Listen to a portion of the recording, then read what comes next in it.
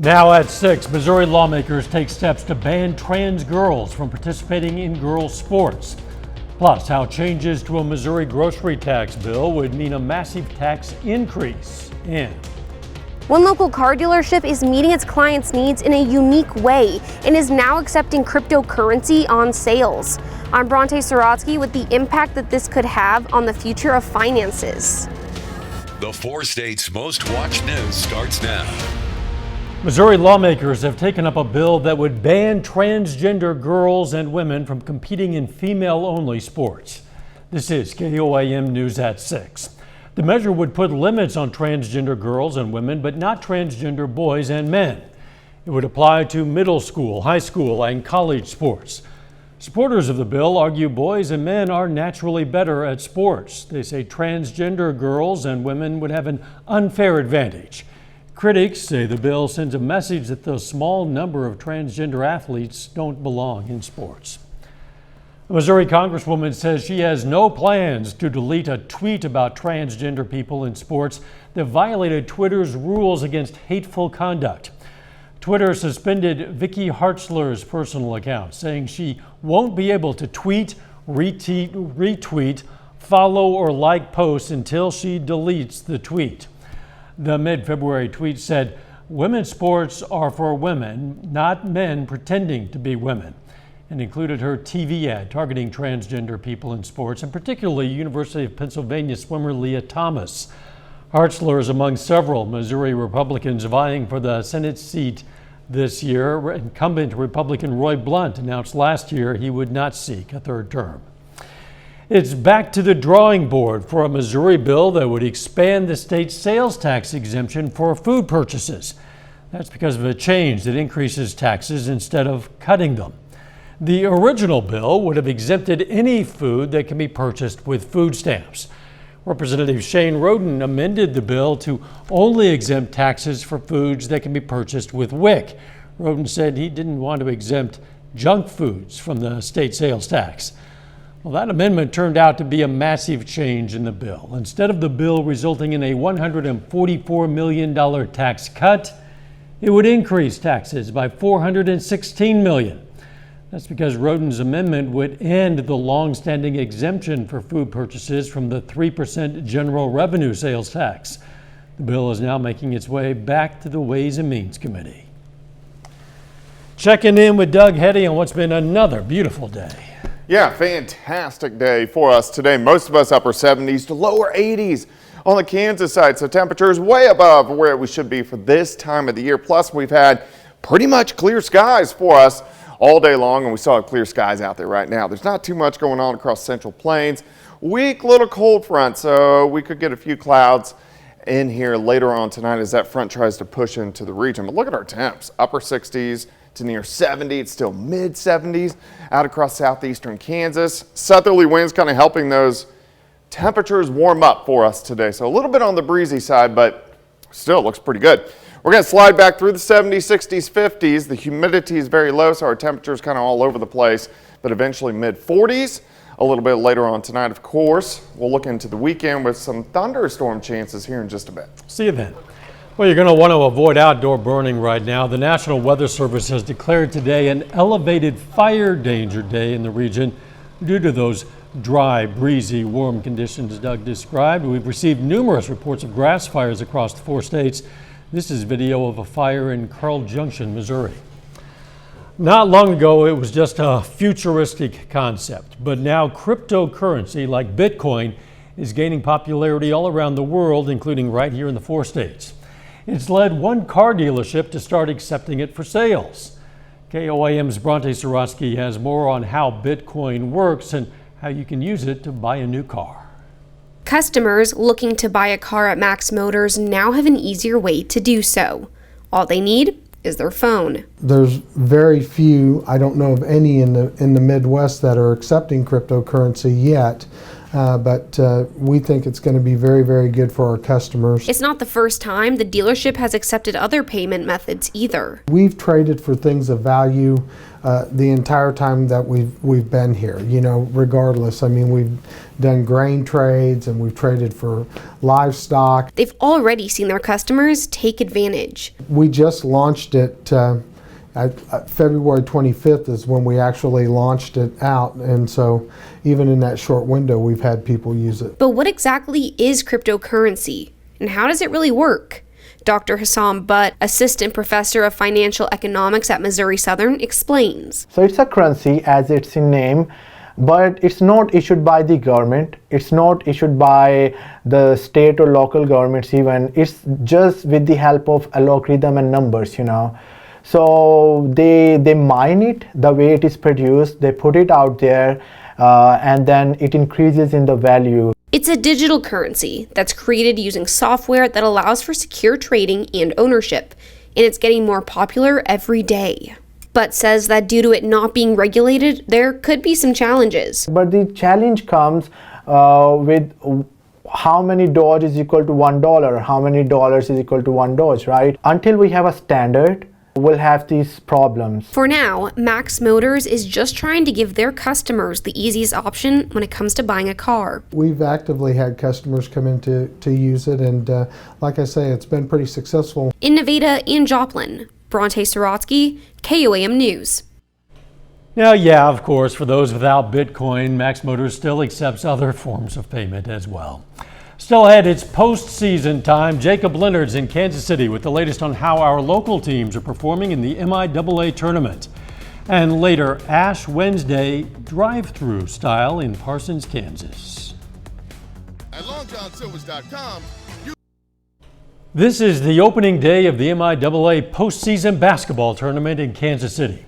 Jacob Leonard is at Municipal Auditorium and has more on this first day of action. The Pittsburgh State women opened up the MIAA Conference Tournament Wednesday afternoon in Kansas City. The Gorillas hit the floor against Washburn, aiming for a spot in the tournament quarterfinals. Now, the Gorillas are the 8 seed. Washburn is the 9 seed. The winner gets Missouri Southern in the quarterfinals tomorrow. A first quarter, Macy Debley straight to the rim for the easy 2.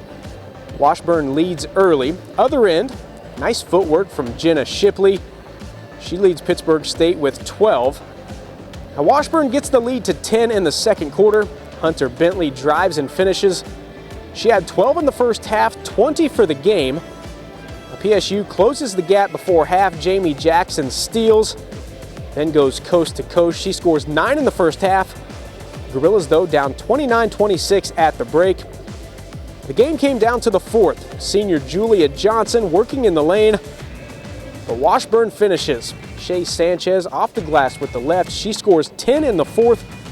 Ichabod's knocked Pitt State out today, 59-53. It was tough. We didn't have a lot of stuff go in. It was a pretty rough game, aggressive-wise, and they let us play through it, so that's just something we got to adjust to and be able to put the ball through the hoop. And this one right here did a pretty good job at that today. I just wanted to do what I could, you know, just make the most of my minutes. And obviously when your season's on the line, I just want to give everything I have for the seniors. And just, I mean, if you're going to go out swinging. So I was just really trying to stay within myself and let it kind of come to me. And it was working, so the confidence kept going up. And I appreciate the confidence from Coach and from all my teammates for me to make big shots like that. Washburn moves on to face Missouri Southern in the quarterfinals tomorrow afternoon, while Pittsburgh State finishes the season with a 16-13 overall record. Reporting in Kansas City, Jacob Leonard, KOAM Sports. The Missouri Southern men are also in the tournament. Their first game in Kansas City will be on Friday night, 8:15.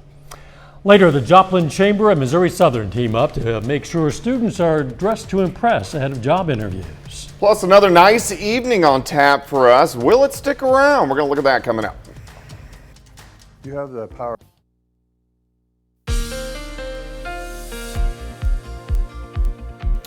Well, definitely turned out to be a fantastic day for us today. Temperatures great across the region as we went into the upper 70s to near 80 degrees. In fact, we went into the 80s in portions of southeastern Kansas. Looks pretty good. We're looking at I-44. This is our Lander Chevrolet tower cam, southeast side of Joplin, and nice shot of the sun setting across the region. Look at our temps still outside, 67 in Stockton, 72 in Anderson, 71 at Grand Lake, 71 in Pitt.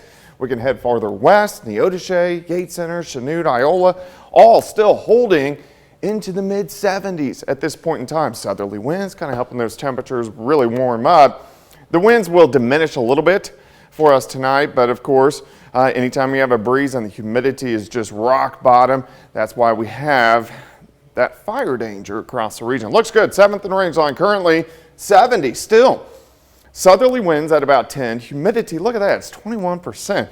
So it's way down there. Through the evening hours, we slide back through the 60s, 50s, 40s. Another aspect to having low humidity, you get chilly temperatures at night, and then during the afternoon, feels pretty good. Clear skies, nothing going on across the 4-state area. We do have a weak little front to our north, so you can see a few clouds, a few random showers, northeastern parts of Missouri. We are going to stay dry. If we head toward the west, you can see our beginnings of our next storm system moving into the Pacific Northwest, and that will start to affect us by the time we head into the weekend. Until then, we look okay. Let's go through the overnight hours tonight into tomorrow morning. You can see our cold front stepping into the regions, kind of sliding in as we go through the daytime hours tomorrow. It does put on the brakes, but we will have a little bit of contrast in temperatures. From Nevada, Fort Scott, Iola, Yates Center, you most likely will stay into the upper 60s. The farther south you go, we're going to warm into the 70s. I think most of us will go low to mid 70s. 46 to start, 70 by noon, high temp is 75. Look at our winds. They kind of start out south, they work out of the northeast, and then as our front kind of lifts back toward the north, late in the day, then we'll see the winds going back toward the south. We will get some clouds working in here on Friday. So mostly cloudy, partly to mostly cloudy skies, but still temperatures are going to be near 70 as we head into the daytime hours on Friday. Let's go into the weekend. Chances for showers, even a few thunderstorms start to pop up by early Saturday afternoon. Some of those storms could be strong. They are going to be very hit and miss. I think the better chance for severe thunderstorms stay across northern parts of Missouri. As we go into Saturday night, cold front works in, and that front just kind of hangs out on top of us by Sunday. We're definitely going to get showers and thunderstorms, but on Sunday, I think the better chance for severe weather stays to our south. So we are going to get some strong storms, some good amounts of rain, but at least our severe threat is not high as we go into the weekend. 75 tomorrow, 70 on Friday, 72 Saturday, and then quite a bit cooler Sunday, Monday, Tuesday. Could even get a rain-snow mix on Monday. You know we're going to be spoiled by the time the weather changes back cooler. I know. Yeah, I mean, the past few days have been fantastic. Yeah, I'm loving it. Thanks, Doug.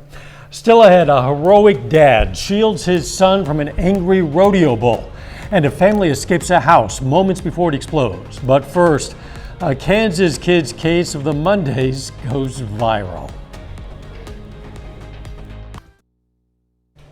Missouri Southern and the Joplin Chamber want to make sure graduating students look their best before entering the working world. So today they hosted Dress to Impress. It's a chance for those students to pick up new clothing that they can wear for job interviews and when they eventually land a job. I hope what students take away from Dress to Impress is the knowledge that both their university and their community want to surround them and support them with the resources that they need to be successful. Whether that's for a job interview or for their career, we want to encourage them and empower them to be successful. Volunteers tell us about 100 students came through in the first hour of that event.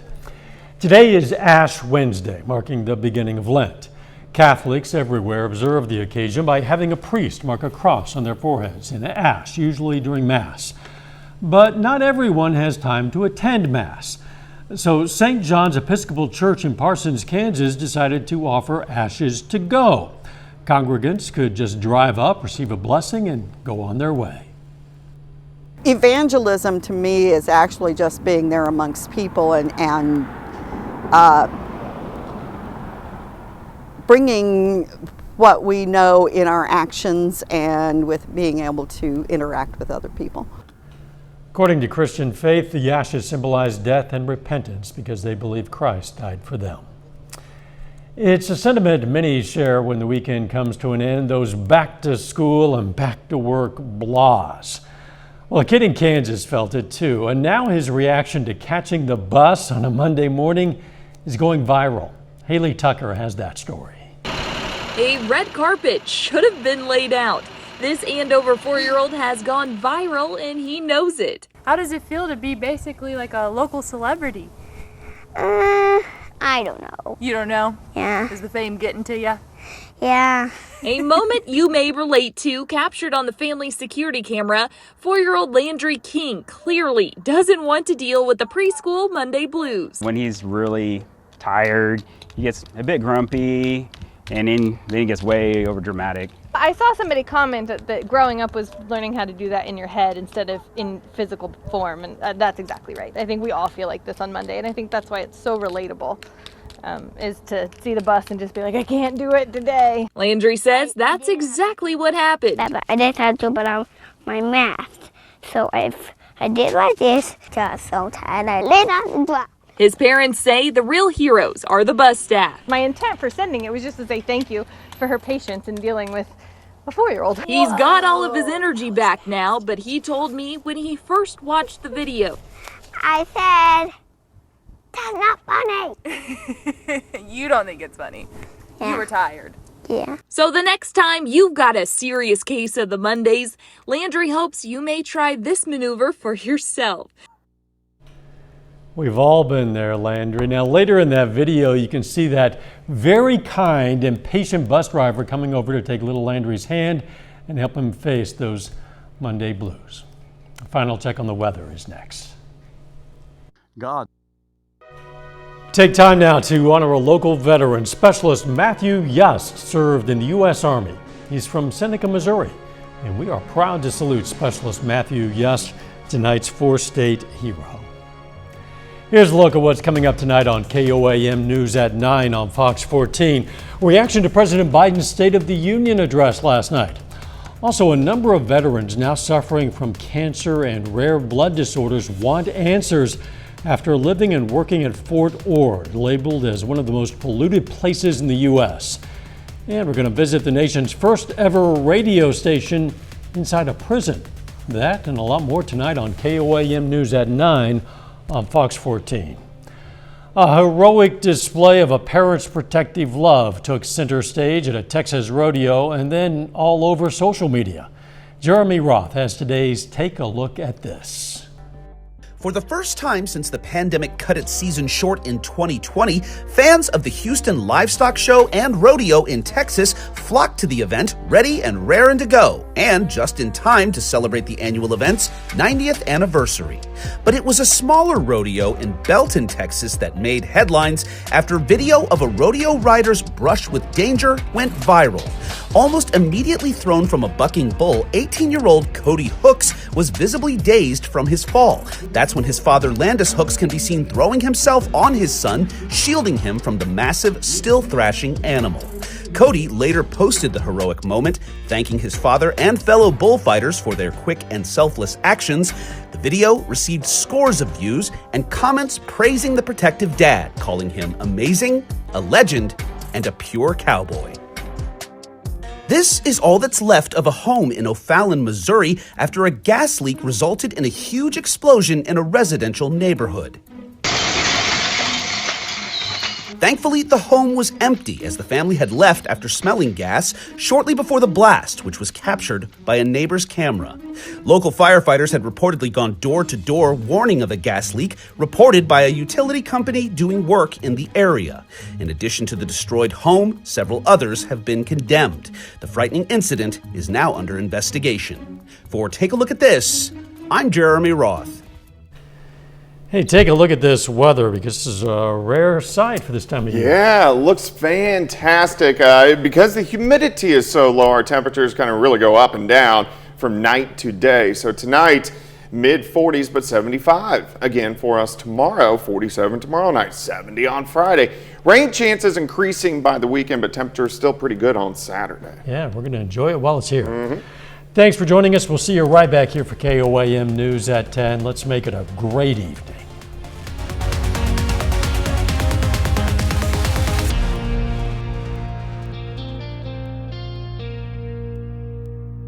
Salon service is provided by the